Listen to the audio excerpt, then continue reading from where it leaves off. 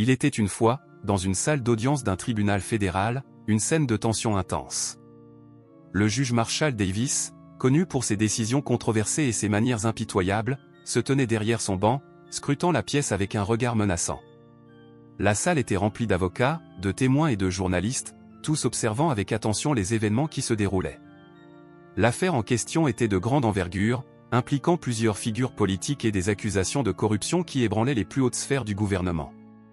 Au centre de tout cela se trouvait Nicolas Sarkozy, l'ancien président français, accusé de diverses malversations financières et de liens avec des entreprises véreuses. Mais à mesure que le procès avançait, il devenait de plus en plus évident que la situation n'était pas aussi simple qu'elle semblait.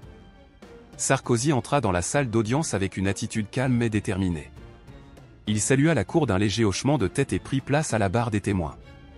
Le juge Davis le fixa, les yeux remplis de mépris. « Vous, les riches conservateurs, vous pensez pouvoir manipuler le système ?» lança-t-il froidement, sa voix pleine de rancune. « Mais ici, c'est moi qui fais la loi. » Sarkozy resta impassible.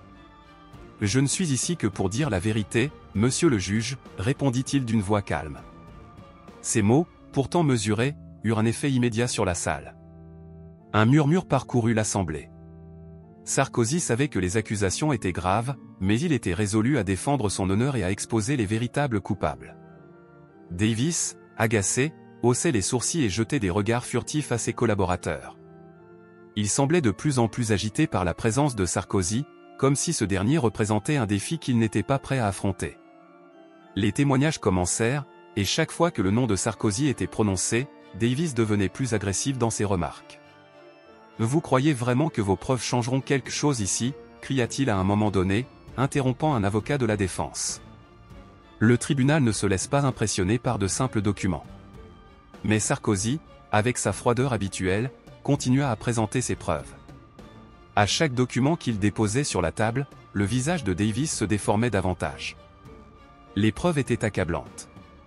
Des enregistrements de conversations secrètes, des preuves de paiement douteux, et des documents révélant des connexions entre des entreprises privées et des politiciens de haut rang. Ces éléments étaient un coup décisif, mettant en lumière des pratiques de corruption qui remontaient à plusieurs années. Sarkozy, sans jamais se laisser déstabiliser, poursuivait sa démonstration. Il savait que cette bataille était bien plus qu'un simple procès. C'était un combat pour la vérité et la justice, un combat qu'il ne comptait pas perdre.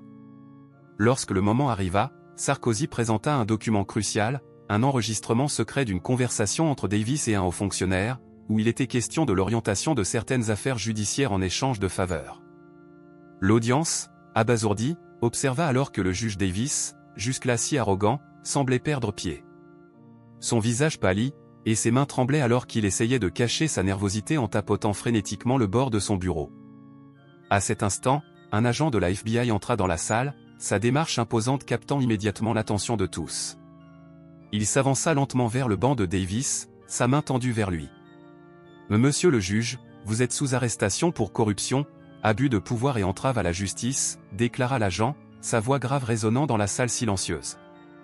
Davis tenta de protester, criant qu'il était un juge fédéral et qu'il était intouchable, mais ses protestations furent vaines. Alors qu'il se faisait escorter hors de la salle, les murmures de la foule se firent de plus en plus bruyants. La vérité, toute crue et sans appel, avait été exposée au grand jour. Un des plus hauts juges du pays était désormais un criminel, et le système judiciaire, corrompu, venait de connaître une remise en question radicale. Sarkozy, toujours calme, regarda l'agent de la FBI emmener Davis, mais il savait que ce n'était pas la fin. C'était le début d'un long processus de nettoyage du système judiciaire, un système qui avait longtemps été gangrené par des individus comme Davis, des personnes prêtes à tout pour protéger leurs intérêts personnels au détriment de la vérité. Au fur et à mesure que le procès avançait, d'autres figures de la politique et du monde des affaires furent impliquées, et de nouvelles révélations éclatèrent. Les dossiers confidentiels de Davis, qui avaient été sa sauvegarde pendant tant d'années, furent examinés et utilisés contre lui.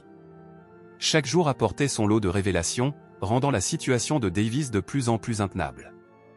Les avocats de Sarkozy, avec un soin minutieux, démontaient chaque argument de l'accusation. Ils démontraient que les accusations portées contre lui étaient infondées et basées sur des mensonges. À chaque nouvelle preuve, à chaque nouveau témoignage, la position de Sarkozy devenait plus solide. Il n'était plus un simple accusé, mais un défenseur de la justice. Le jour où le verdict fut rendu, l'issue ne fit aucun doute. Sarkozy avait été victime d'un complot, et Davis, ainsi que d'autres responsables, avaient abusé de leur pouvoir pour manipuler le système judiciaire. Le tribunal, dans une décision unanime, déclarait que les accusations contre Sarkozy étaient sans fondement et qu'il était acquitté de toutes les charges. Mais ce n'était pas une victoire ordinaire. C'était une victoire pour la vérité, pour la justice, et pour tous ceux qui croient que, même dans les moments les plus sombres, il est possible de lutter pour ce qui est juste. Alors que Sarkozy quittait la salle d'audience, il savait que cette bataille n'était que la première étape. La guerre contre la corruption et l'injustice était loin d'être terminée. Mais, pour l'instant, il avait remporté une victoire décisive. Et cela suffisait.